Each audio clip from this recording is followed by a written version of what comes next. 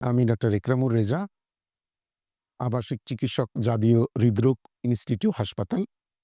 আগামী ১৭ই মে world hypertension day.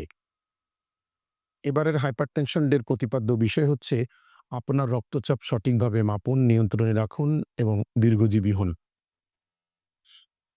যাদের বয়স ৪০-এর উপরে, তাদের সেই জনসংখ্যার বিরাট একটা অংশ উচ্চ রক্তচাপজনিত জটিলতায় ভুগে থাকেন।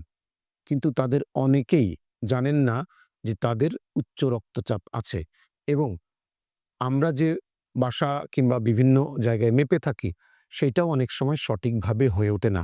তাই এবারের প্রতিপাদ্য বিষয় হচ্ছে আপনার রক্তচাপ সঠিকভাবে মাপুন, নিয়ন্ত্রণে রাখুন, দীর্ঘজীবী হন। যদি আপনার উচ্চ রক্তচাপজনিত জটিলতায় আপনি ভুগে থাকেন, তাহলে আপনি অবশ্যই চিকিৎসকের পরামর্শ নিবেন। আপনি স্বাস্থ্যসম্মত খাদ্যাভ্যাস, প্রতিদিন নির্দিষ্ট পরিমাণে অন্তত ৪০ মিনিট থেকে ৪৫ মিনিট হাঁটা এবং মানসিক চাপ দূর করা, ধূমপান পরিত্যাগ করা ইত্যাদির মাধ্যমে, এবং শেষত অবশ্যই আপনি চিকিৎসকের পরামর্শ করে ওষুধ সেবন করে আপনার উচ্চ রক্তচাপ নিয়ন্ত্রণে রাখবেন। যদি উচ্চ রক্তচাপ না নিয়ন্ত্রণে রাখেন, তাহলে আপনার ব্রেন স্ট্রোক, কিডনির সমস্যা, চোখের সমস্যা এবং রক্তনালীর সমস্যার কারণে আপনার হার্ট অ্যাটাক এবং হার্ট ফেলিয়ারের মতো জটিলতা হতে পারে।